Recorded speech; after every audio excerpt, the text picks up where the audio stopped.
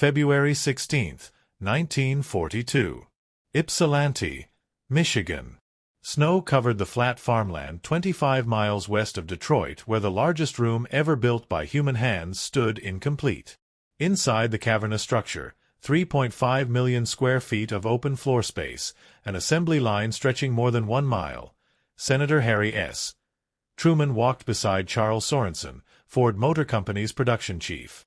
The senator was not impressed. "Mr. Sorensen," Truman said, his voice echoing off the unfinished walls, "you've built the world's most expensive monument to inefficiency." Truman headed the Senate Special Committee to investigate the National Defense Program. His job was to eliminate waste. And Willow Run, in February 1942, looked like the biggest waste of them all. Ford had promised the impossible, mass-producing B-24 Liberator bombers using automobile assembly line techniques. 4-engine heavy bombers. Aircraft that weighed 36,000 pounds empty and 65,000 pounds loaded. Machines with 1,550,000 parts, more than 100 times the complexity of a Ford automobile. The critics called it Willow Run. The name stuck like mud. Charles Sorensen had made the promise that started it all. In 1940, standing before Army Air Force's procurement officers, Sorensen, a man who had helped Henry Ford perfect the moving assembly line, declared that Ford could produce one B-24 bomber every hour. Not every day. Every single hour. The Army, desperate for bombers, had believed him. They awarded Ford a contract worth $200 million before the plant even existed, based on nothing more than pencil sketches. But now, 14 months after construction began, Willow Run had produced exactly 0 complete bombers. The plant's problems were legendary. Consolidated Aircraft, the B-24's designer in San Diego, kept changing the design. Every modification, and there were thousands, required Ford's engineers to redraw plans and retool the assembly line.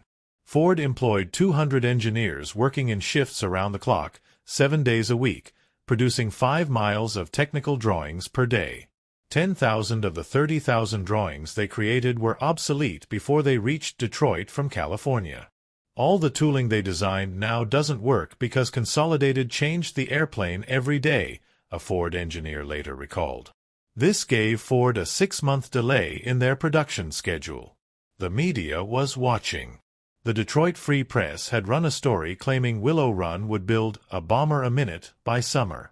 The exaggeration, Sorensen had said 1 per hour, not 1 per minute, didn't matter. The public now expected miracles. And Willow Run wasn't delivering. Henry Ford himself was part of the problem. At 78 years old, the automotive titan was cantankerous and rigid in his ways, as one historian noted. He was violently anti-union. He refused, on principle, to hire women.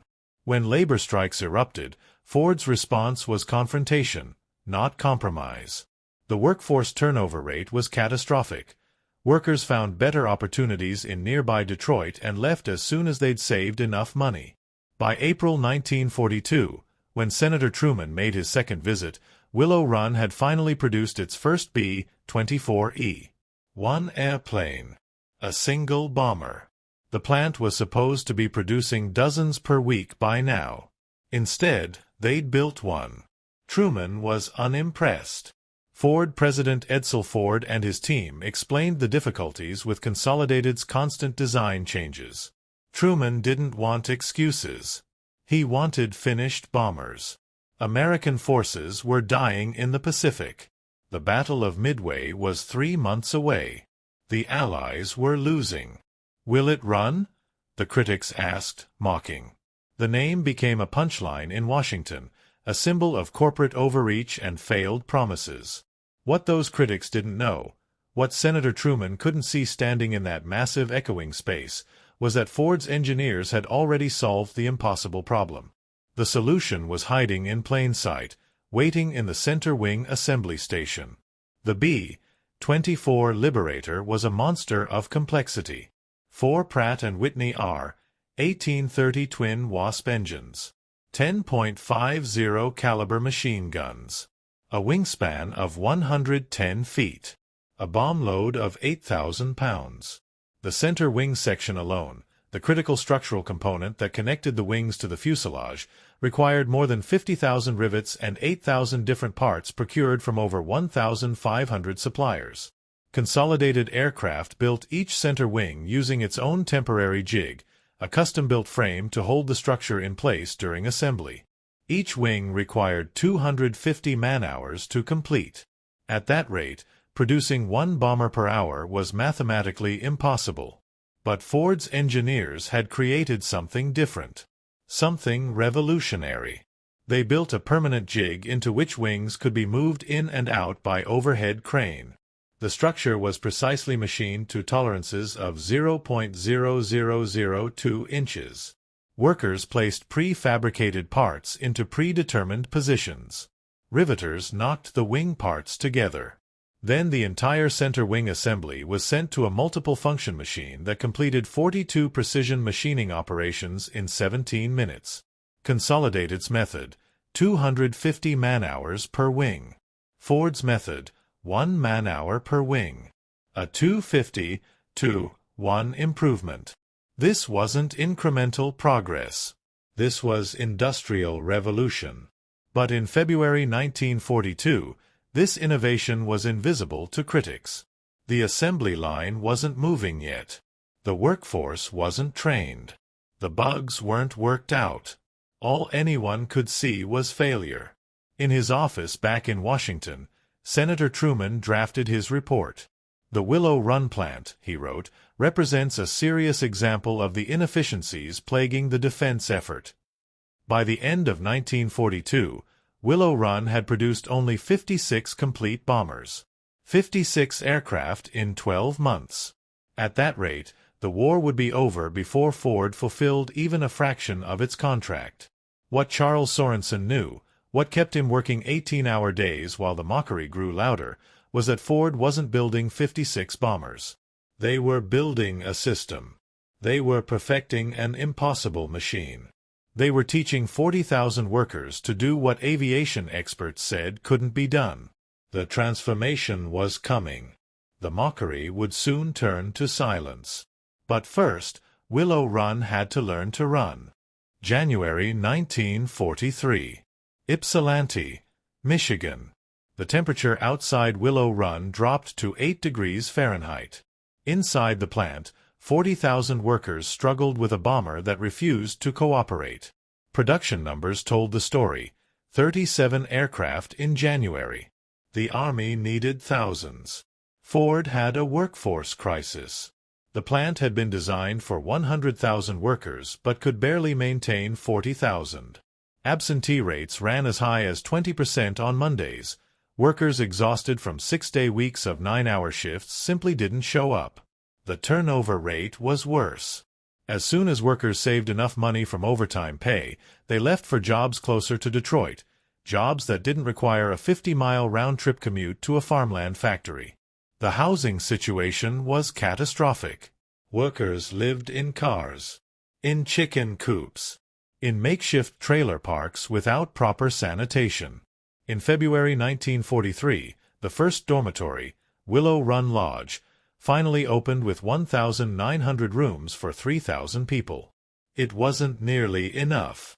By the end of 1943, 6 different temporary housing projects would shelter more than 15,000 people, roughly equal to the entire population of Ypsilanti. And Henry Ford still refused to hire women. But something was changing. In autumn 1943, leadership at Willow Run passed from Charles Sorensen to Meade L. Bricker. At the government's urgent request, Ford began to decentralize. Parts were assembled at other Ford plants and by subcontractors. Willow Run would concentrate on final aircraft assembly, the thing Ford did best. More importantly, Henry Ford finally relented on his principle. Women began appearing on the assembly line. Not because Ford changed his mind about women, but because so many potential male workers had been drafted into the military that he had no choice. By May 1943, women made up a significant portion of the workforce, earning the same wages as men for the same jobs. Rose Will-Monroe, a riveter, was plucked from the B-24 assembly line to appear in Hollywood promotional films. She became the face of Rosie the Riveter. Another riveter, Rose Bonavita, set a record by driving 3,300 rivets into a Grumman TBM Avenger during one 6-hour shift. The plant made 7 million rivets per day. Produced in more than 500 standard sizes, these rivets were first sorted, what must have been the dullest job at the plant, then driven by pairs of workers. The riveter would drive, and her force was opposed by the bucker, who applied a bucking bar from the other side. Because riveters had to fit in the cramped compartments of airplane interiors, workers were sometimes selected for their small size. Several 100,000 rivets were needed to fasten together the pieces of a single bomber. February 1943. Production: 70 aircraft. Better than January, but still nowhere near what the Army needed. March 1943. Production: 96 aircraft. The line was starting to move. April 1943. Production: 146 aircraft. Finally, real progress. The War Production Board implemented a new policy. Factories would operate on extended schedules. Willow Run moved to 2 9-hour shifts, 6 days a week. The remaining 4 to 6 hours were used to restock parts and change tooling. This wasn't continuous 24-hour production yet, but it was close. The National War Labor Board, established in January 1942, was handling nearly 20,000 wartime disputes affecting about 12 million workers nationwide. The Little Steel Formula, a wage stabilization agreement that combined pre-existing norms with cost-of-living compensation, kept wages in check but created resentment. Workers watched corporate profits soar while their pay remained frozen. Strikes were technically illegal under the no-strike pledge unions had agreed to after Pearl Harbor. But wildcat strikes erupted anyway. In April 1943, nearly 500,000 coal miners walked off the job demanding better conditions. Congress responded in June with the Smith-Connolly Act, giving President Roosevelt authority to seize war production facilities if strikes threatened the war effort. At Willow Run, labor tensions were real but manageable. Workers understood what was at stake. Every bomber that rolled off the line meant Allied pilots had a better chance of survival. Every hour of delay meant more young men dying in Europe and the Pacific. May 26, 1943. Edsel Ford, president of Ford Motor Company, passed away at age 49. Cancer killed him, but the enormous stress of the B-24 project undoubtedly affected his health. Edsel had been the mediator between his father's rigid principles and the realities of wartime production. His death was a blow to morale. But the plant kept moving. June 1943. The first B-24H models, fitted with nose turrets for increased defensive firepower, began rolling off the line. These were the first Willow Run bombers produced in large numbers that would see combat. The structural changes required to add the nose turret had caused delays, but Ford's engineers worked through them. July 1943. Production climbed steadily. The workforce was learning. The assembly line was flowing. The permanent wing jigs were proving their worth. August 1943. Employment peaked at 42,000 workers. The plant was running 2 shifts, 6 days a week, with barely any downtime. Raw materials entered at one end of the mile-long assembly line. Completed bombers emerged from the other. September 1943. Workers began to see something they'd never seen before: consistency. Day after day, bombers were completed. Not 1 or 2. Dozens. October 1943. The line was running smoothly now. The bugs were worked out. The workers were trained. The system was functioning.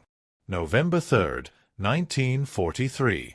Employees celebrated as Willow Run turned out its 1,000th finished B-24 bomber.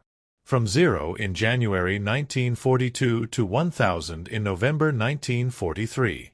22 months. The mockery was starting to fade. But Ford wasn't satisfied with 1,000 bombers. Charles Sorensen's promise, one bomber every hour, still echoed in the massive plant. That promise had seemed like madness in 1942. In late 1943, it seemed like destiny. The impossible was about to become routine. April 1944. Willow Run, Michigan. At exactly 8:47 a.m. on a Wednesday morning, B-24J Liberator serial number 44 to 10,753 rolled off the assembly line. Workers barely noticed. 58 minutes later, at 9:45 a.m., another bomber emerged. Then another at 10:43 a.m. Then another. And another. One bomber every 63 minutes. Ford had done it. The promise that seemed impossible in 1942, the claim that made Charles Sorensen a laughingstock, the goal that Senator Truman dismissed as fantasy, it was real. It was happening. It was routine. In April 1944, employees working 2 9-hour shifts, 6 days a week, produced 453 airplanes in 1 month. That's 468 working hours. One finished B-24 Liberator every 63 minutes. Charles Sorensen's one plane every hour claim was no longer an empty boast. The numbers were staggering. Each bomber required 1,550,000 individual parts 313, 237 rivets to hold it together 559, for 72 separate manufacturing operations parts from 1,500 different suppliers 36,000 pounds of aluminum, steel, and other materials. And Willow Run was producing one complete bomber every 63 minutes. Let that sink in. In the time it takes to watch a television episode, Ford workers assembled an aircraft more complex than anything the automotive world had ever imagined. While you ate lunch, another bomber was born. Before your afternoon coffee break ended, another weapon of war was ready to fly to Europe. The assembly line itself was a marvel of engineering precision. More than 1 mile long, it moved with mechanical inevitability. Raw materials entered at one end, aluminum sheets, steel tubing, electrical wire, hydraulic components, engines, propellers, armament, instruments. At the other end, 110 feet of wingspan, 4 engines, 10 machine guns, a crew of 10, and the capacity to deliver 8,000 pounds of bombs to targets 2,100 miles away. The center wing assembly, Ford's revolutionary permanent jig, was the heart of the miracle. Where Consolidated required 250 man-hours to build each wing section, Ford needed 1. Workers placed prefabricated structures into position. Everything had been pre-manufactured to tolerances of 0.0002 inches. Parts didn't have to be fitted, they snapped into place. Riveters knocked the wing parts together. Then the entire assembly entered the multiple function machine that completed 42 precision machining operations in 17 minutes. 1 hour from start to finish for the most critical structural component of the entire aircraft. Aviation experts who visited Willow Run stood in stunned silence. This isn't aircraft manufacturing, one Consolidated engineer admitted. This is something else entirely. Something we've never seen before. He was right. Ford had transformed aircraft production from a craft industry, skilled workers hand-fitting custom parts, into true mass production. The automobile assembly line had come to the sky. By summer 1944, thanks to the efficiencies Ford had applied, employment at Willow Run dropped to 17,000 workers. Not because production was slowing. Production was at its peak. But because the system was so efficient that fewer workers could produce more aircraft. The permanent jigs, the standardized parts, the precision tooling, the perfected workflow, it all added up to industrial efficiency that seemed impossible just 2 years earlier. The plant ran 24 hours a day now. 7 days a week. 2 9-hour shifts with minimal downtime between them. During those few hours between shifts, Crews restocked materials, changed tooling, performed maintenance, and prepared for the next wave of production. Ford now planned to build 650 planes each month, one every 45 minutes. The capability was there. The workers were trained. The system was perfected. One bomber every 45 minutes seemed achievable. Inevitable, even. But then the Army said stop. In mid-1944, the government drastically cut its order for B-24s. Slow down, the Army told Ford. We have no place to park them. The losses in combat haven't been what we expected. This was success so complete it became a problem. Willow Run could produce bombers faster than the Army could deploy them, faster than pilots could be trained to fly them, faster than air bases in England could accommodate them. The Army reduced its order to 200 bombers per month. Ford had solved the impossible problem so thoroughly that it had to throttle back production. The transformation was complete. From "Will it run?" to 1 bomber per hour. From 56 aircraft in all of 1942 to 453 in a single month in 1944. From mockery to miracle. Veteran bomber crews in England heard about Willow Run with a mixture of reverence and disbelief. When we lost a Liberator, one pilot recalled, we knew another one was already rolling off the line back home. Maybe it rolled off while we were still in the air. That knowledge, that America could replace our losses faster than Germany could inflict them, changed everything. The psychological impact was profound. German fighter pilots who had felt invincible in 1942 now faced endless waves of American bombers. Shoot down 10 B-24s, and 20 more appeared the next week. The mathematics of attrition that favored Germany in 1942 had reversed completely by 1944. 1 bomber every 63 minutes meant something else. American industrial capacity had become a weapon as powerful as any bomb. The arsenal of democracy wasn't just a slogan, it was mathematical reality. By June 1944, Willow Run had produced more B-24s than the rest of the world combined. The plant that critics said would never work was now the benchmark against which all other aircraft manufacturing was measured. President Franklin D. Roosevelt, who had visited Willow Run with First Lady Eleanor Roosevelt in September 1942, back when the plant was struggling to produce even 1 bomber per month, now pointed to Ford's achievement as proof that American industry could overcome any challenge. Powerful enemies must be outfought and outproduced, Roosevelt had told Congress after Pearl Harbor. Willow Run had done both. The skeptics were silent now. The mockery had stopped. Senator Truman, who had written scathing reports about Willow Run's inefficiency in 1942 and 1943, said nothing about the plant in 1944. There was nothing left to criticize. Ford had proved that the impossible was merely difficult, that mass production principles could transform aircraft manufacturing, that American industrial capacity, properly applied, was unstoppable. 1 bomber every 63 minutes. The promise had been kept. The impossible had become routine, and the war would never be the same. June 28, 1945. Willow Run, Michigan. The last B-24 Liberator, number 8685, rolled off the assembly line. Workers gathered to watch, some cheering, others standing in quiet reflection. The war in Europe had ended on May 8.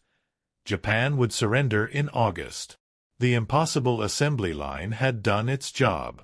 The final numbers were staggering. Between January 1942 and June 1945, 3.5 years, Willow Run produced 8,685 complete B-24 Liberator bombers. Additional knockdown kits shipped to Douglas Aircraft in Tulsa, Oklahoma, and Consolidated Aircraft in Fort Worth, Texas, for final assembly. More than 92 million pounds of airplanes, more B-24s than any other single plant in the world. Ford built 5,476 B-24s in 1944 and 1945 alone, more than many countries produced of all aircraft types during the entire war. Of the 18,482 B-24 Liberators built during World War II, more than any other American warplane, nearly half came from Willow Run.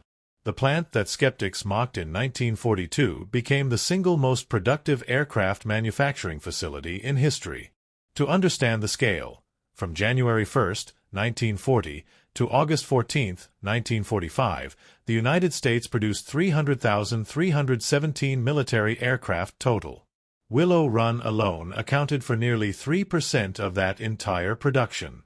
One plant, one aircraft type, one impossible promise kept. The transformation of American industry during World War II was revolutionary. In 1941, more than 3 million cars were manufactured in the United States. Only 139 more cars were made during the entire war. Instead, Chrysler made fuselages.